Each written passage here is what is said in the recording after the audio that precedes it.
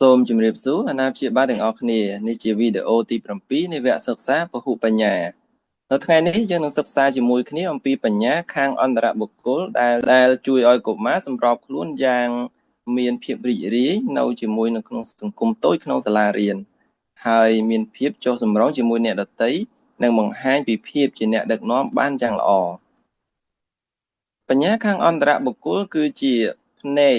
អានមនុស្សវាជាប្រតិកម្មច្បាស់លាស់ថាតើអ្នកដទៃចង់បានអ្វីនិងមូលហេតុអ្វីបានជាពួកគេអន់ចិត្ត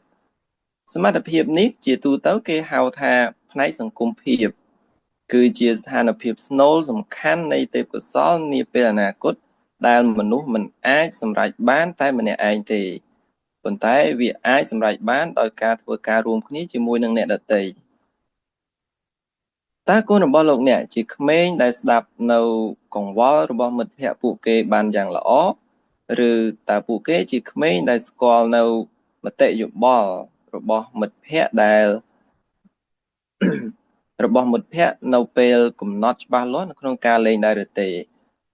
ទិដ្ឋភាពទាំងនេះគឺច្បាស់លាស់ណាស់ថាជាភស្តុតាងនៃបញ្ញាខាងអន្តរបុគ្គលសម្រាប់កុមារដែលមានបញ្ញានេះខ្ពស់ពួកគេមានភាពរីករាយនឹងទំនាក់ទំនងហើយជារឿយៗពួកគេនឹងអាចស្វែងរកឃើញនៅតម្លៃផ្ទាល់ខ្លួនរបស់ពួកគេនៅក្នុងទំនាក់ទំនងទាំងនោះបានដើម្បីអភិវឌ្ឍបញ្ញាខាងអន្តរបុគ្គលគឺត្រូវការគន្លឹះ3យ៉ាងគឺការយល់ចិត្តទំនាក់ទំនងនិងការដោះស្រាយជម្លោះជាពិសេសនៅវ័យចាប់ពីបឋមសិក្សាទៅជាពេលវេលាដែលមិត្តភាពមានការរីកចម្រើនយ៉ាងឆាប់រហ័សដូច្នេះវាមានសារៈសំខាន់យ៉ាងខ្លាំងណាស់នៅក្នុងការអនុវត្តនៅកិច្ចការទាំង3ខាងលើនេះសម្រាប់អារម្មណ៍វិញក៏ត្រូវការអនុវត្តដែរសូមសាកល្បងលេងហ្គេមដោយមើលកញ្ចក់ហើយបញ្ចេញទឹកមុខផ្សេងៗនិងទាយថាតើជាអារម្មណ៍អ្វីម្យ៉ាងទៀតវាក៏ល្អដែរក្នុងការចែកចាយនៅការសន្ទនាជាញឹកញាប់ដែលកុមារចាត់ទុកខ្លួនឯងជាតួអង្គសំខាន់នៅក្នុងសាច់រឿងឬសៀវភៅការអនុវត្តនៅការអានពីសញ្ញាអារម្មណ៍របស់អ្នកដទៃវាអាចជួយកាត់បន្ថយនៅការយល់ច្រឡំនិងជាមូលដ្ឋានគ្រឹះសម្រាប់ការកសាងទំនាក់ទំនងដ៏ស៊ីជម្រៅបានថែមទៀតផងបញ្ញាខាងអន្តរបុគ្គលបានពង្រីកយ៉ាងខ្លាំងនៅពេលធ្វើអ្វីមួយបានសម្រេចរួមគ្នាសូមចាប់ផ្ដើមពីគម្រោងតូចៗដូចជាការបែងចែកការងារផ្ទះឬការរៀបចំផែនការធ្វើដំណើរជាលក្ខណៈគ្រួសារជាដើម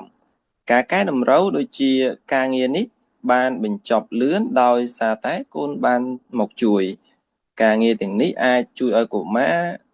ដឹងអំពីតម្លៃនៃការសហការគ្នាបានសូមជួយកូនរបស់លោកអ្នកឲ្យបង្ហាញពីអារម្មណ៍របស់ពួកគេតាមស្រួលជាជាងការឆ្លោះប្រកែកជាមួយនឹងអ្នកដទៃ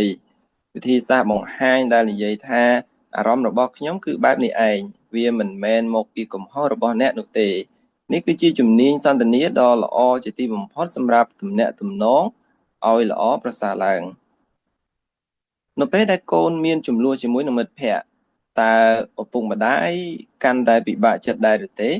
ប៉ុន្តែជាជាងការដែលជួយដោះស្រាយឲ្យពួកគេលោកអ្នកត្រូវតែផ្ដល់ឱកាសឲ្យកុមារអាចកែតម្រូវវាបានដោយខ្លួនឯង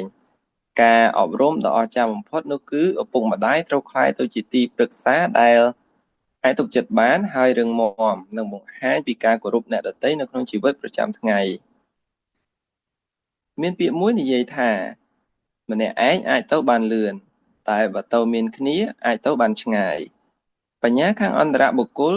វានឹងคล้ายទៅជាប្រភពនៃកម្លាំងដ៏កក់ក្ដៅជាទីបំផុតសម្រាប់កូនរបស់យើងនៅពេលពួកគេរស់នៅក្នុងពិភពលោកដ៏គ្រោះថ្នាក់មួយនេះ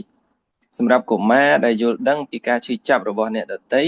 ហើយដឹងពីវិធីសាស្ត្រឈានទៅមុខនោះពិភពលោកដែលកុមារបែបនេះបង្កើតនឹងកាន់តែស្រស់ស្អាតថែមទៀតរៀនខាងបញ្ញាអន្តរបុគ្គលនៅថ្ងៃនេះយ៉ាងម៉េចដែរនៅក្នុងវីដេអូក្រោយយើងនឹងសិក្សាជាមួយគ្នាអំពីបញ្ញាខាងសម្លឹងមើលពីខ្លួនឯងយ៉ាងស៊ីជម្រៅដែលជាធម៌ពលក្នុងការមើលនិងគ្រប់គ្រងចិត្តខ្លួនឯងដែលមានសារៈសំខាន់ដូចជាគំនិតរបស់អ្នកដទៃដែរសូមរងចាំពីអាថ៌កំបាំងនៃការចិញ្ចឹមកូនជាក្មេងម្នាក់ដែលមានចិត្តរឹងមាំមិនអាចងាយនឹងរង្គោះរង្គើទាំងអស់នោះសូមអរគុណ